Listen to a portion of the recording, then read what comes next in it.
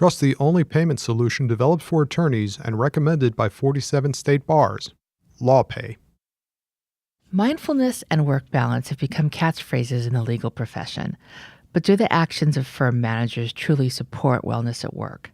I'm Stephanie Francis Ward, and on today's episode of the ABA Journal's Asked and Answered, I'm speaking with Jolene Park, a founder of the corporate wellness company Healthy Discoveries, about how employers can actively support having a more healthy workplace. Welcome to the show, Jolene. Thank you, Stephanie. It's great to be here. Obviously, for wellness, a lot of it is our individual actions that we take for ourselves, but how can employers encourage fitness, both in terms of physical fitness and mental health fitness? Well, what I've found working in this space over the years is when the management team themselves have a personal buy-in to start, often more than the professional buy-in. But if they have personally found benefit in their own life with some physical fitness, some meditation, or emotional regulation around their own well-being, they tend to be a little bit more interested in bringing it to the work site. So it always helps when the management team is on board to help to offer them that out on a regular basis. And they can even model that as to what they're doing in their life. And the firm starts to see that, everyone working there, it can be a bit contagious when you see other people having really good results of then wanting to take some steps to have those same results. I know a lot of firms have a gym in their building, which is free to use, but you hear sometimes from managers, it's like, well, I don't know if I want to be working out in gym clothes in front of the people I work with, but really, could this be a wonderful thing? If you see your boss at the gym, then you feel okay going as well. Absolutely. Because again, if we're setting up kind of that do as I say, not as I do type mentality, that can make it more difficult.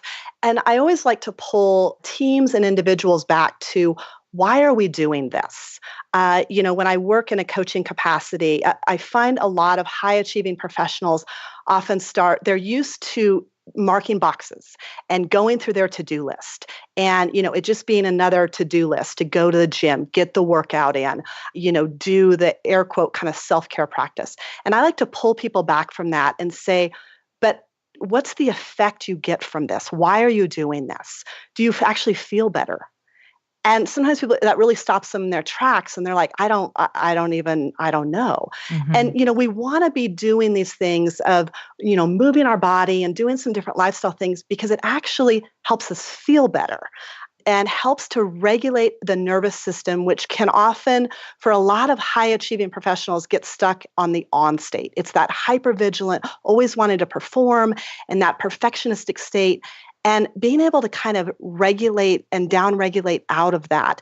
And that's why we do, fitness or some of the well-being stuff, because it actually starts to change the neuroplasticity in our physiology and help us feel better. It's not about jumping through a hoop, getting a gold star, or checking a box. And so, connecting that of why we're doing what we're doing. It seems like a lot of times businesses will have a wellness program and they start with someone doing a draw, figuring out what his or her health issues might be. And they're like, oh, I'm not in good shape. I need to go to the gym or these terrible things are going to happen. What's a good way for wellness programs to be meaningful so that employees, like you said, do it for themselves, not because they're scared that they're going to die if they don't go to the gym or start taking better care of themselves, but to help them to be supportive and find what works for them and what makes them feel good and what works best for them in terms of their fitness path. Right. So experience is huge. And we know that fear, force, and facts don't change human behavior. But what does is if we have an actual experience that we know feels good, and then we want to repeat that experience. And so what I encourage individuals to do, whether at a corporate level or in a coaching experience, is to come back to our senses and to really notice our senses. And managers can set this up in the actual physical environment, but individual attorneys and employees can do it as well. So the 5 senses, the first being the visual sense. How can we set up the environment visually that's soothing? and that feels good. And it can be as simple as, something that you might put on your desk, like a nice plant. And Hmm. then how you actually use that is we know that when we're anxious and frantic, our eyes tend to dart around our environment. And if you can just hold a soft gaze on a soothing object, like a picture of your family or the plant that's on your desk throughout, different times of the workday, that lets your eyes have kind of that still focus and it starts to calm the body. So using visual, how we set up our space, in the environment, using sound, soft music, and it doesn't always work in the whole office space, but maybe in Right. individual offices. Things like touch, just feeling your feet on the ground can be really calming.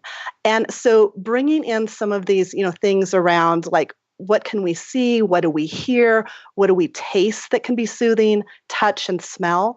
And setting up that environment as, the managers can, again, model that and talk about it and start to teach that, that can help regulate the nervous system.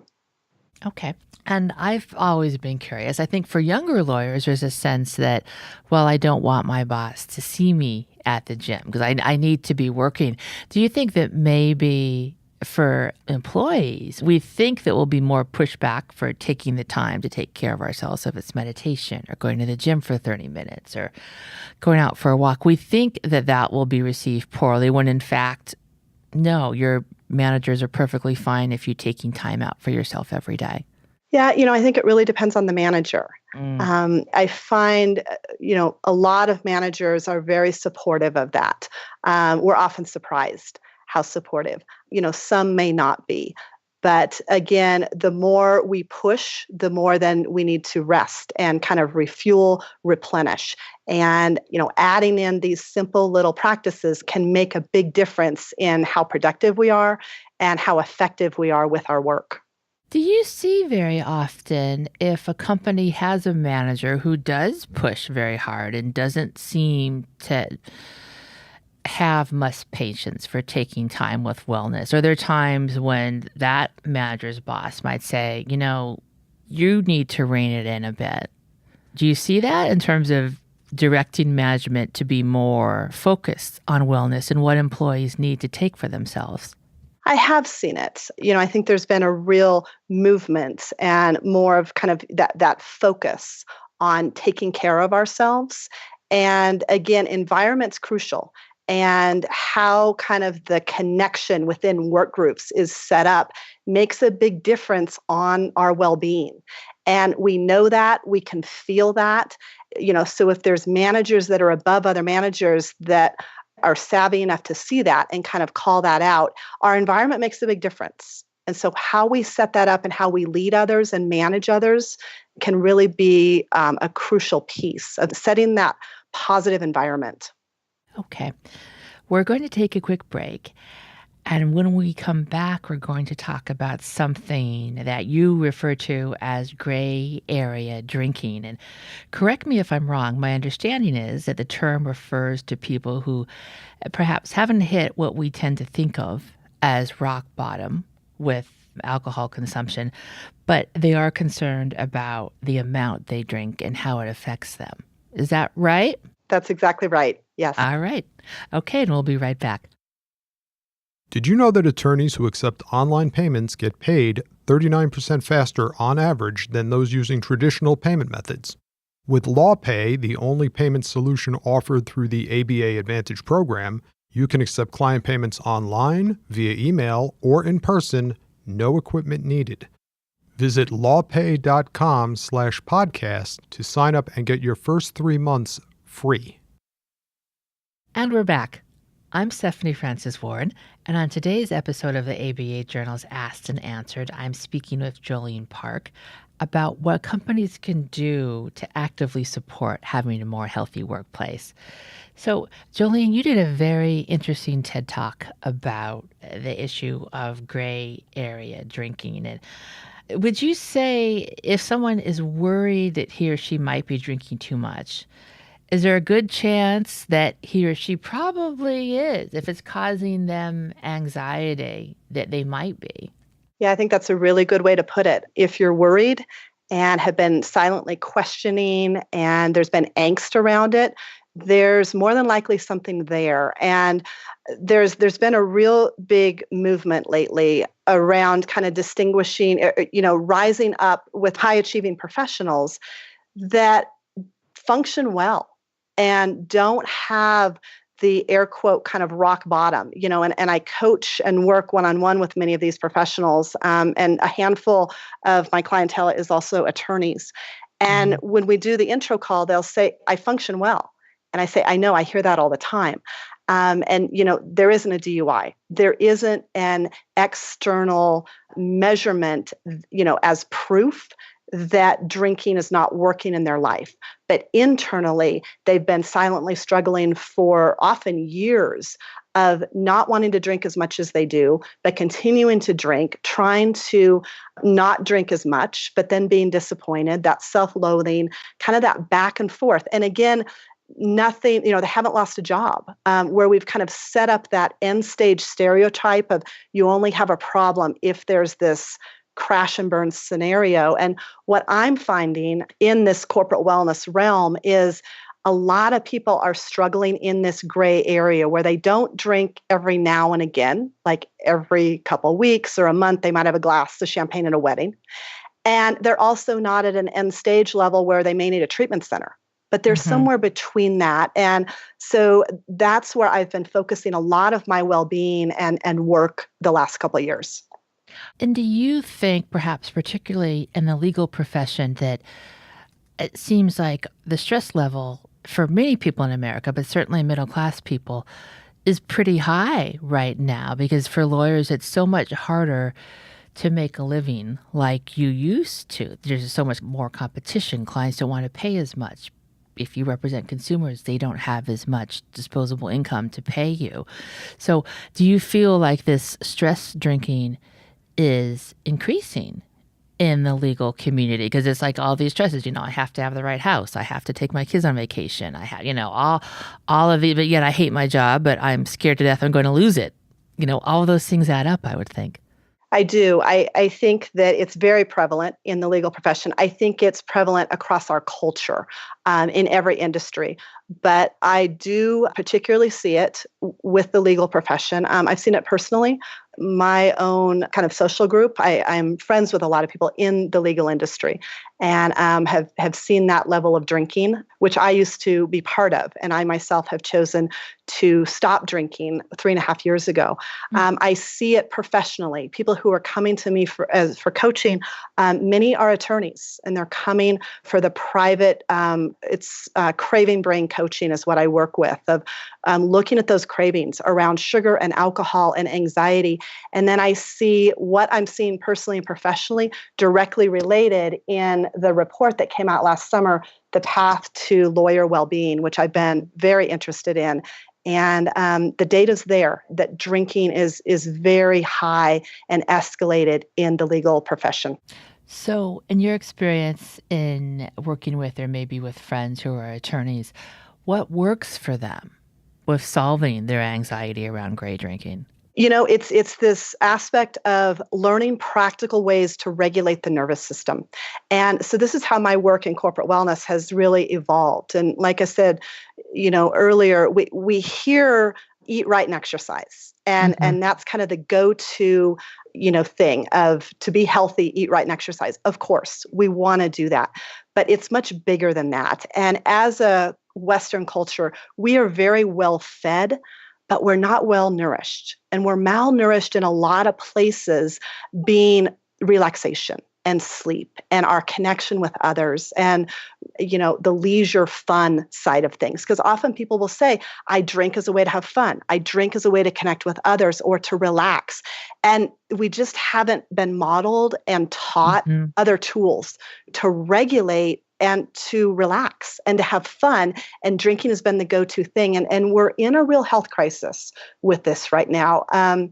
Because again, just, looking around in suburbia, it's the moms groups, it's the book clubs.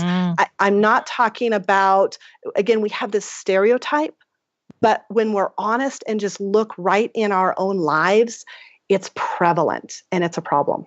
Right. I think about how many memes you see about parents and kids and alcohol on social media. Absolutely, absolutely. That the memes of you know I, to be a mom, I need to drink Mhm. to get through Mhm. the day. I need that drink to keep mothering, and it's it's horrifying. We've glamorized it and made a bit of a joke about it. And we're getting to, a real critical mass with this, that the tide is turning, this paradigm's going to shift. And I really believe from a wellness standpoint, not that everyone's going to stop drinking, but I do think we're going to start looking at alcohol kind of the way we've looked at, started looking at cigarettes in the 70s. Really? Um, I do. Interesting. It's not that people don't smoke, but our perception of smoking is very different. And there's 7 cancers connected with alcohol. From the CDC perspective, there's no safe limit of alcohol intake.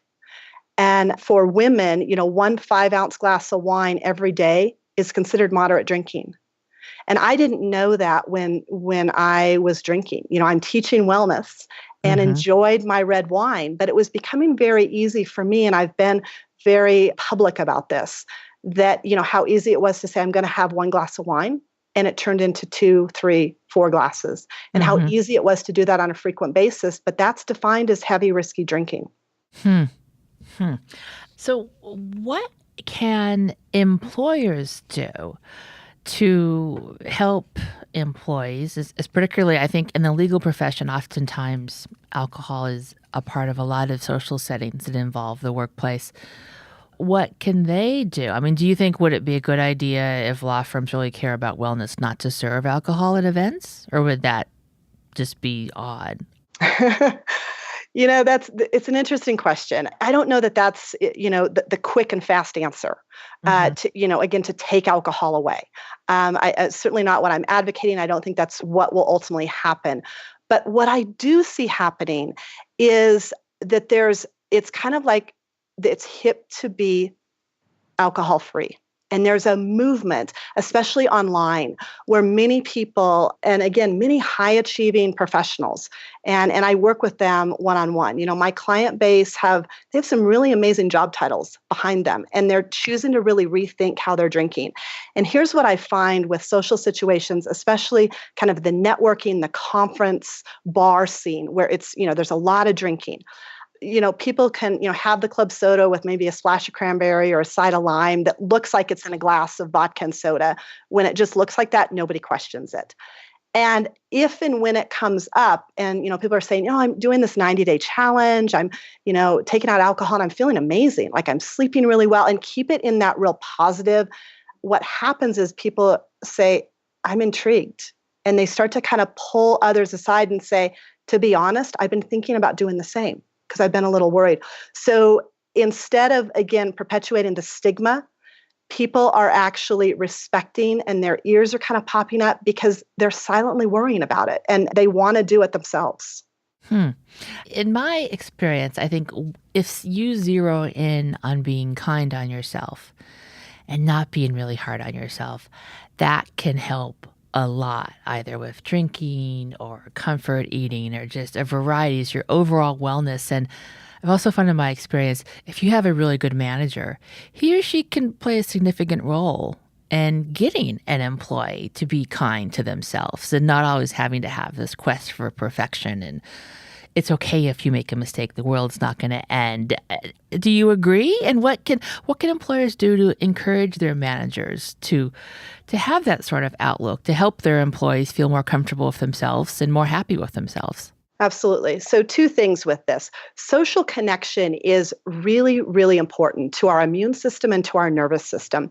So, having people that we feel like they have our back, whether it's a manager, a colleague, a spouse, friends, that does so much. Our nervous systems start to mirror the other nervous system in either the negative way or positive way. So, having that manager that you just feel like they've got your back, and they're Mhm. there for you is incredibly important and powerful for your well-being. And setting up, we tend to be very much behind our screens, very isolated, even though we're working in office settings.